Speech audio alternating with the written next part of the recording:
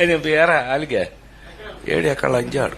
Telugu senior actor Rajendra Prasad ఇటీవల కాలంలో నోరు జారుతూ ఉన్నారు. నోటికి ఇష్టం వచ్చినట్లు ఎంతొస్తే అంత మాట్లాడుతూ ఉన్నారు. తల్లి చెల్లి అని చూడకుండా నోటికి వచ్చినట్లు తిడుతూ ఉన్నారు. రీసెంట్ గా ఆలిగారి అమ్మగారిని నిండు సభలో అవమానించినట్లు తిట్టారు. అక్కడ అంతమంది సీనియర్ సినీనట్లు ఉన్నా కూడా ఒక్కరు కూడా అక్కడ రాజేంద్ర ప్రసాద్ మాట్లాడిన మాటలు తప్పు అని అడగలేదు. అందరూ రాజేంద్ర ప్రసాద్ ఏదో జోక్ వేసినట్లు నవ్వుతూ ఉన్నారు. అసలు మన సమాజం ఎటుపోతూ ఉంది. కొన్ని వందల మంది సభలో ఉన్నారు. కొన్ని లక్షల మంది టీవీలలో సోషల్ మీడియాలో లైవ్ చూస్తూ ఉన్నారు. అలాంటి నిండు సభలో ఒక తోటి యాంకర్ కన్న తల్లిపై అలా మాట్లాడడం, ఆలీ గారిని అలా తిట్టడం ఎంతవరకు కరెక్ట్ అంటూ సినీ ప్రముఖులు అందరూ కూడా తర్వాత స్పందిస్తూ ఉన్నారు. మరి సభలో పక్కన ఉన్నా కూడా ఎందుకు ఒక్క మాట కూడా అనలేదు. రాజేంద్ర ప్రసాద్ గారు మీరు అన్నమాట తప్పు, వెనక్కి తీసుకోండి అంటూ ఒక్కరు కూడా అక్కడ మాట్లాడకుండా ఏదో రాజేంద్ర ప్రసాద్ జోకులు వేస్తున్నట్లు అందరూ వెకిలి నవ్వులు నవ్వుతూ ఉన్నారు. ఇదేనా సభ్య సమాజానికి ఇచ్చిన మెసేజ్? అందరూ వాళ్ళని చూసి నేర్చుకోవాలి అంటారు. అలాంటి వారే ఇలా పబ్లిక్ లో మాట్లాడుతూ ఉంటే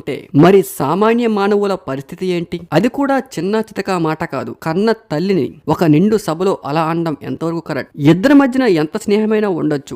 ఎవరు లేనప్పుడు ఇద్దరు ఒంటరిగా ఉన్నప్పుడు ఎలాంటి మాట్లాడుకున్నా పర్వాలేదు. కానీ కొన్ని లక్షల మంది సోషల్ మీడియాలో టీవీలో వీక్షిస్తుండగా నిండు సభలో తోటి యాక్టర్స్ కొన్ని వందల మంది ఉండగా నోటికి వచ్చినట్లు తల్లి గారిని దూషించడం ఎంతవరకు కరెక్ట్? కానీ ఈ మాటపై ఎవరూ కూడా స్పందించలేదు. రీసెంట్ టైమ్స్ లో రాజేంద్ర ప్రసాద్ నోటికి వచ్చినట్లు వాగుతూ ఉన్నారు.